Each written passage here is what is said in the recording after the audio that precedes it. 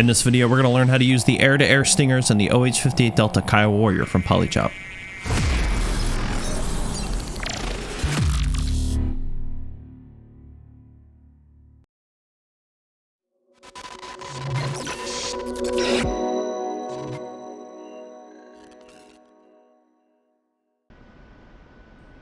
The footage used in this video is pre-release software and is intended for promotion and training purposes. Its visual and audio qualities may not represent the final product.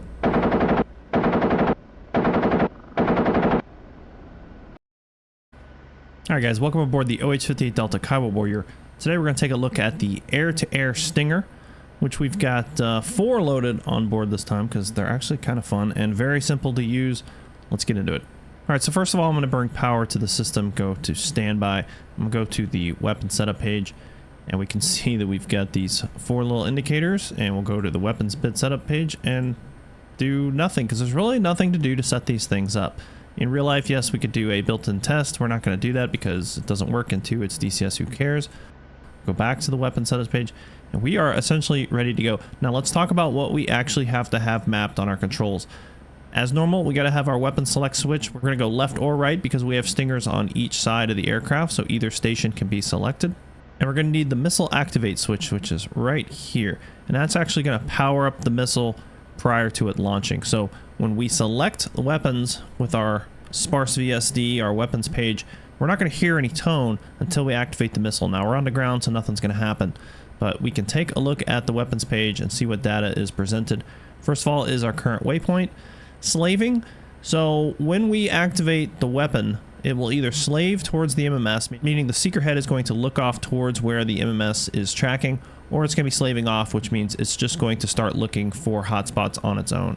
Uncaging auto allows for the missile seeker to track an IR source when the weapon's fire switch is pressed to the first detent.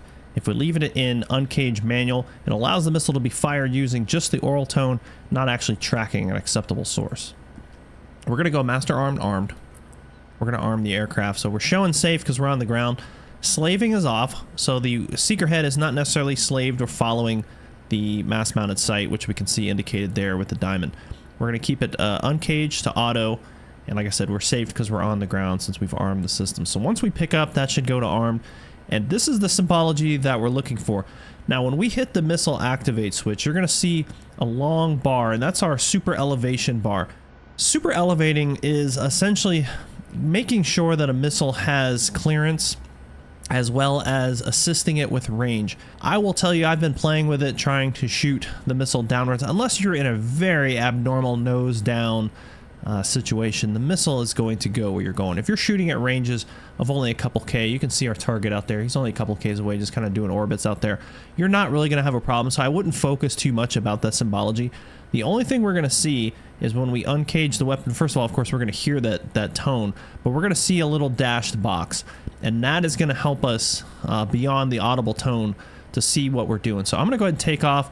I'm going to pretty much engage this guy right away, and we'll look for that symbology change as we go. All right, so we are on the go. We can see that ATAS is showing armed. And next thing that's going to happen is I'm going to activate a missile. So I'm going to use that missile activate switch, and we're going to hear a strange warbling tone, and that's that low tone for the stinger. So I'm going to hit that button now. We can hear that punching out. Now, there's no cue for us right now as to where that missile is looking, where the sweet spot is, okay? So we've got 2 techniques. One is kind of guesstimate. We just start sticking our nose out there. Okay, we found them. It's a little bit below where that cue is at. That's a way, or what we can do. And I don't normally do this with any other weapon system, but I'm going to turn the video page on in the background. So now I can use that to help me guide. So again, I just have the missile activated right now. But once he gets into that, pretty much the sight picture of your video page, you're in that zone. Now right now I have the mass mounted sight fixed forward. If I had the mass mounted sight pointed off to the left, obviously this technique would not help. Alright, so now what we're going to do is we're going to get into position where we hear that high-pitched tone, and we know that the seeker head is seeing something. First of all, I'm just going to show you what's going to happen here. So right now, again, the missile is active. We've got that low tone. I'm going to pull the trigger to the first detent. We can see there's that super elevation bar that I talked about, and we've got that cue for the seeker head, that broken box. All right, we're gonna turn back in on the target. We're gonna use our mass mounted sight just to help us aim a little bit. We should get that high tone. There it is. I'm gonna pull the trigger, and we're getting another high tone, and that is letting us know that that missile is tracking. Now, don't look for any special symbology to show you that it's tracking necessarily, other than that box is moving off to the right. It's not going solid, but you see how it's moving off from the MMS. I'm gonna let go of that second detent, or that first detent, and it goes away. And if I bring it back up, there's nothing there because it's looking ahead. It doesn't see anything. All right, so let me bring it back over here. First detent, and now we can see that seeker head, and it's looking off to the right, so we can get that off axis, right? We've essentially uncaged the missile. Now it's flashing, and it's showing us it can't go any further, and now it's run out. So you're getting about 10 degrees. You're not getting a whole lot. All right, let's go ahead and shoot this guy. Now again, this is a small warhead. It's only about a half-pound warhead. So this is a big Mi-26. We're probably not going to kill him with one of these shots. All right, we've got him where we want. First detent locked. I'm going to hold the trigger to the second detent. Missile's away. Second missile is already active. That's a hit. Got a good tone. Oh, we might actually shot that guy down after all. No, he's surviving. All right, I was trying to get him to shoot some flares at us. I'm gonna go ahead and fire second missile. Yeah, it looks like he's going in.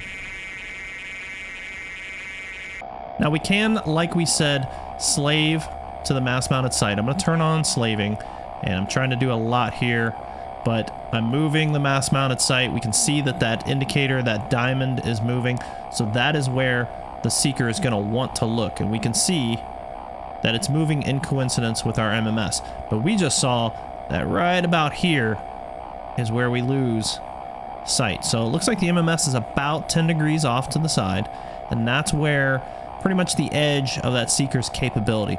So why is this important? Let's say that we did identify an enemy aircraft and we were able to track it with the MMS. That can give us just a little bit of an edge to help us get that missile looking in the right direction.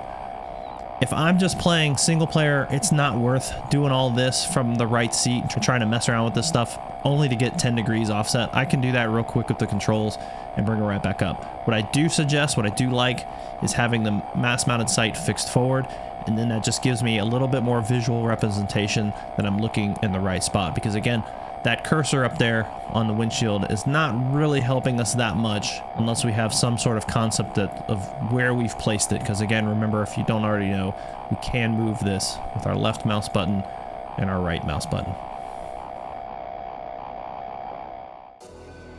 Alright guys, that's all there is to say about it. Short video, not much to talk about. It's really a point and click type weapon system, and I appreciate you guys watching.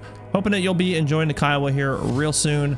As I'm making this video, we're about 2 weeks out from release, Lord willing, and I'm looking forward to seeing you guys getting to use the Stinger as well as all the other weapon systems on board this awesome machine.